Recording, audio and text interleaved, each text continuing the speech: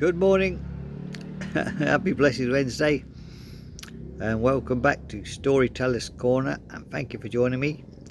We're going back to our story, The Polite Season of Longing, and this is chapter 21, The House at the End of a Cove.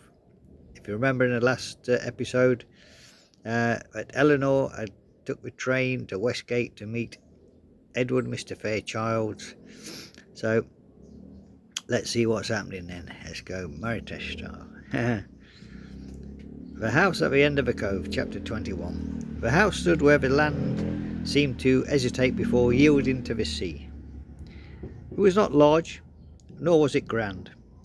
Its stones were weathered by salt and wind, its windows uneven with age, yet it faced the water without apology, as though it had learned long ago that endurance requires openness. Edward stopped at the gate.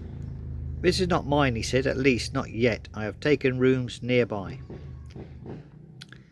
Eleanor regarded the house with quiet attention. "But you brought me here." "Yes," he replied, "because I thought you should see what might be possible." They walked closer. The tide was low, revealing smooth stones and shallow pools that caught the light. The sound of the sea was constant, neither demanding nor retreating. It has a way of standing apart," Eleanor said. "So did you," Edward replied. She smiled at that, not in denial, but in recognition. Inside the house was spare but warm. Light entered freely through the windows, moving across the floor as though it belonged there. Nothing was arranged for display, nothing was hidden. Eleanor moved slowly from room to room, touching the mantel, the window frame, and the warm table near the hearth. "The house does not pretend," she said. "No," Edward agreed, "it requires less performance." They stood together by the largest window, looking out at the cove. "I did not bring you here to ask anything," Edward said quietly, "only to show you where I intend to remain, whether alone or otherwise." Eleanor considered him carefully. "I have left behind what no longer serves me," she said. "I will not rebuild it here." "I would not wish you to," he replied. Silence followed, not uncertain, but thoughtful. Outside, the tide began its slow return. The house at the end of the cove waited, not expectant, not passive, only open. And Eleanor, standing within its walls, felt no urgency to decide. Some places do not demand commitment, they invite it.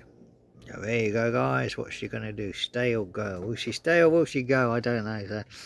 So, join me tomorrow, Thursday, for chapter 22, A Promise Fulfilled.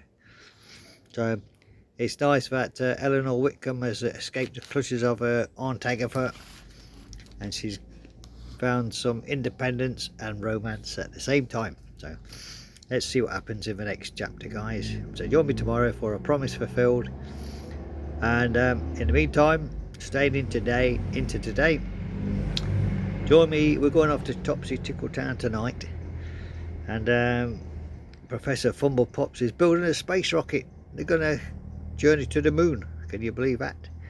So let's see how that goes tonight. It's Topsy Tickletown, chapter 24. Professor Fumblepops and the rocket that was definitely not ready. So let's see what happens with their shenanigans. Excuse me, guys. So let's have a see. We're going to build a rocket to the moon in Topsy Tickletown. But knowing them, let's see if it gets off the ground. Okay, guys. Take care. Have a blessed day. And thank you for joining me in Storyteller's Corner for Wednesday. Have a blessed day. Stay safe. God bless us all. And join me tonight for Topsy Tickletown, which is over there. I can see the folks now, look, tinkering about with their space rocket. So there you go, guys. Okay, guys. Thank you for joining me. Take care now, and bye-bye.